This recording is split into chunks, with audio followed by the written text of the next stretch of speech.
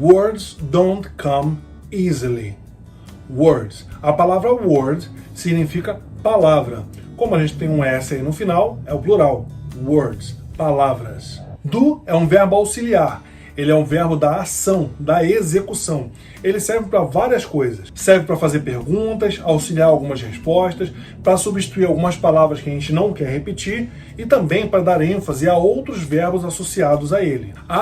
E o do também é um verbo irregular, que no passado ele fica did e no particípio passado ele fica como done, que significa feito. E tem algumas regrinhas também, né? O did, é importante você saber que ele, quando ele é utilizado, o verbo ele não vai para o passado, então ele não se altera. Você lembra daquela conversa minha com a inglesa que eu falei no vídeo passado? Ela perguntou para mim, did you work today? Onde today significa hoje. Ela perguntou para mim se eu havia trabalhado hoje, né? Só que ela falou, did you work? Você vê que o work, ele está aí parado, sem mudar, não está como worked. Lembra que eu falei para vocês? Ele está como did work. Did you work today? O did, no início da frase, a gente já percebeu que é uma pergunta relativa ao passado. E você repara que o work está no presente. Então ela perguntou, de acordo com o que a gente já aprendeu até agora, did you work today? Né? Passado, você trabalha no passado, então trabalhou. Você trabalhou today, hoje? Em geral, o verbo modifica de acordo com o pronome pessoal. No caso do he, she, it, que é a única mudança que tem, a gente acrescentaria somente um S ao final. No caso do do, acontece isso também. Para todo mundo é do, exceto para he, she, it, que fica does, D-O-E-S. E a forma negativa de usar o do é você colocando aquela negativa que a gente sabe que é o not. Mas aí para usar o not com o do, você colocaria um N apóstrofo T, ou seria don't. E no caso do he, she, it, seria doesn't. Doesn't. Does, N apóstrofo T. Does not, né? Doesn't. E aí, olhando de acordo com aquela tabelinha que a gente viu na primeira aula, ficaria dessa forma que eu estou mostrando aqui ao lado. I, you, he, she, it, we, you, they. Onde somente no he, she, it, que fica does ou doesn't. Agora, nessa letra, a gente pegou um erro de inglês. Olha que interessante. Como eu mencionei para vocês antes, a licença poética, né? Bom, a palavra words, ela fala de palavras. E palavra é uma coisa inanimada, é uma coisa, na verdade, né? E não se enquadra nos pronomes I, you, he, she, we, you, nem they. Então, seria it. Então, peraí. Se ela se enquadra como coisa, como it, não seria don't, seria doesn't. E aí que entra aquilo que eu falei para você, a licença poética, que às vezes o artista, na hora de escrever a letra, ele, para que ela soe bem, para que ela consiga combinar com o que veio antes ou depois, ele utiliza uma forma errada de escrever para poder ficar legal. Come, que também é um verbo irregular, ele significa vir ou vem, e no passado ele é came, que significa veio. Easy, em português, significa fácil. As palavras em português terminadas em mente, elas são advérbios de modo. Ela significa que alguma coisa foi feita de um determinado modo. Por exemplo, intensamente, foi feito com intensidade. Facilmente, foi feito com facilidade. E em inglês, isso também existe. Só que em vez de a gente usar o mente, a gente usa o ly, L-Y. E aí, por isso que a palavra easily significa facilmente.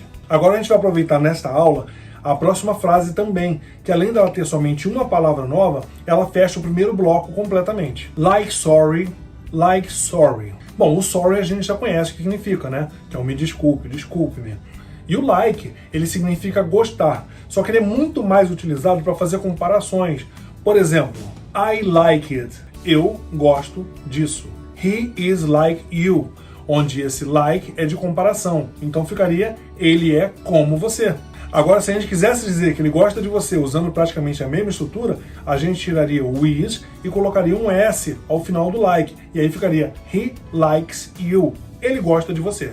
E esse like que a gente está usando aqui é de comparação. E ele vem complementando a frase anterior, que ele falava, as palavras não vêm com facilidade, né? Words don't come easily, like sorry, like sorry.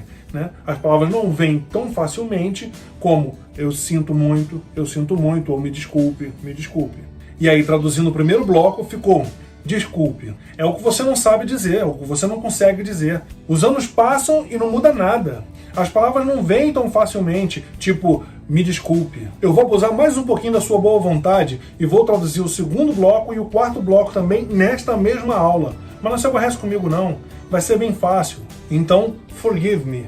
E forgive me significa, forgive significa perdoar, e o me é um pronome oblíquo, igual aquele que a gente tem no português. Me, te, lhe, nos, vos, lhes. Lembra? E esse me também significa me, né? Ou, e dependendo do contexto, mim. É lógico que você sabe que as palavras têm um peso diferente. E é por isso que a gente usa o eufemismo para mudar o significado, para mudar o peso que as palavras têm. Por exemplo, a palavra falecer e a palavra morrer significam a mesma coisa, só que falecer é muito mais suave do que morrer, não é verdade? No início da primeira frase, a gente aprendeu a palavra sorry e o seu significado. E agora a gente aprendeu a forgive me. Apesar de elas parecerem muito a mesma coisa, elas têm pesos diferentes. Dizem que o perdão é uma desculpa muito mais profunda. A primeira frase do quarto bloco é I love you. E essa a gente já conhece todas, as palavras estão aí, a gente sabe que significa eu amo você. E olha só que você percebeu também que eu pulei da primeira frase do segundo bloco para a primeira frase do quarto bloco. E eu pulei por um motivo simples. As outras frases são exatamente as mesmas do primeiro bloco. Não muda nada. A tradução é a mesma, só muda a primeira frase. Viu como era fácil? Eu avisei para você. E a tradução geral, fazendo assim um apanhado, seria me desculpe, perdão, eu te amo. Essas coisas você não consegue dizer. Os anos passam e continuam a mesma. As palavras não fluem, tipo me desculpa, eu te amo, me perdoa. Viu só como essa música era fácil? Eu te falei. Você aprendeu até aqui 88 novas palavras ou expressões. Olha que interessante. Espero que você esteja gostando. Espero também que você tenha sublinhado todas as palavras e expressões que você achou que sabia o significado e agora você está vendo aí, batendo com o que a gente está traduzindo para ver se realmente foi isso. Depois deixa aí os seus comentários para a gente poder conversar. Agora só falta a gente traduzir o refrão para a gente poder entender o contexto geral da música e também a gente depois cantar a música mais uma vez, só que dessa vez com você sabendo o que ela quer falar, sabendo exatamente a tradução, tá bom? Então até a próxima aula.